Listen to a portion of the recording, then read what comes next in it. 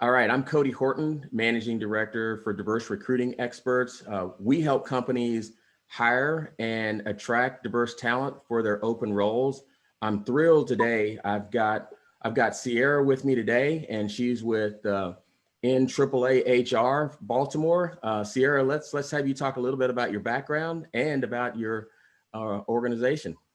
Yeah, so my name is Ciera Parks. I am the Vice President of Program and Professional Development for NAAAHR, which is the National African American Association of HR Professionals in the Baltimore area.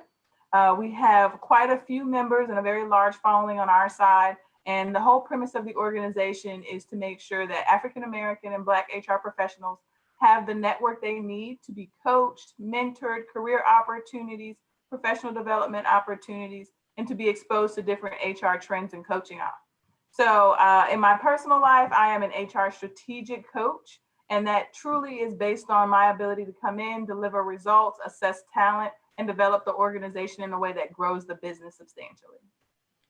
That's fantastic. Well, Ciera, thank you very much. I'm really excited to talk with you today about modernizing the recruiting process to really help organizations transform their diversity and inclusion strategy and efforts. It's interesting because this week there's been a lot happening. I saw an article earlier in the week that was focused on, it said, hey, there's not enough talent, enough diverse talent to actually make the hires that need to be made. I recently saw that statement had been retracted and there was an apology issued. But this is a pretty common and a pretty fairly prevalent statement that, hey, there's not enough talent out there. And I personally think we need to stop blaming lack of diversity on the pipeline. Today, I know we're going to share some information that will help companies get past that excuse. But I just wanted to kick it off on your thoughts around, blaming the pipeline and, how do you go about increasing that pipeline of diverse talent? Yeah, I think unfortunately that is quite a common sentiment around diversity recruiting. And then right behind that are the diverse candidates that you're going to recruit qualified. And I think that's a very, very unfortunate statement to be making around diversity and recruitment. And it really is more about how your organization is prepared or positioned itself to attract and retain diverse candidates. And that truly is why people are seeing the struggle in their diversity, as opposed to saying the pipeline doesn't provide it. Yeah, no, I think that's a great point that you're sharing. And when you really kind of think about this pipeline issue that companies are dealing with, one of the things that I always come to is, how do you ensure that a company, let's say the company gets the pipeline, how do you ensure that you're actually able to make those diverse hires?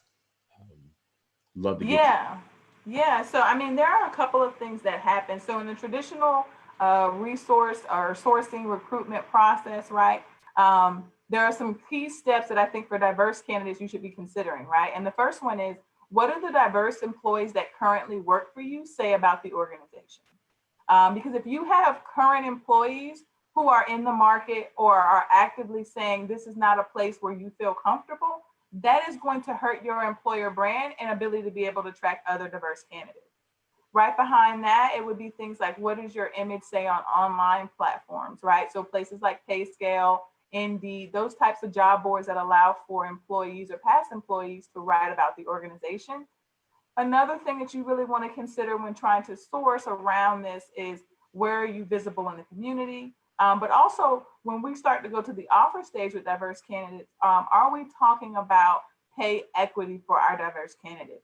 And that's where I see a lot of applicants fall out, because they say you are not willing to pay diverse candidates what you are paying their peers who are non-diverse.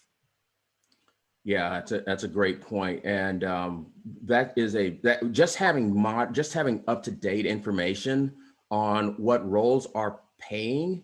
I think that's a really key point in making sure that companies are able to really work through what the existing market is and not paying, some archaic. Because a lot of times, by the time your compensation group gets the amount that a role is worth, the recruiters already know that, hey, the pipeline that we're working with, they're above that compensation range that you're dealing with. So I think you bring up a great point. Absolutely.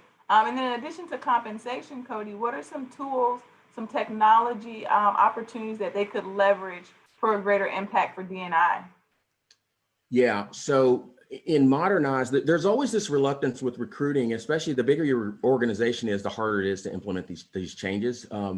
But where recruiting is going is using text, right? If your applicant tracking system isn't using text messages and you're not able to text that demographic or even just any candidate, you're missing out, right? So another place that you want to modernize is leveraging AI and video. Like video is now, I mean, overnight companies started doing video, right? You've said for years and years, hey, we can't work remote. Now all of a sudden everyone's remote and everyone's using some platform that allows them to have video. There are sourcing tools that allow you to use automation and AI to help the recruiter, to help the sourcer find great candidates. And they've got filters on those that allow you to focus on diverse talent. So you could use things like seek out,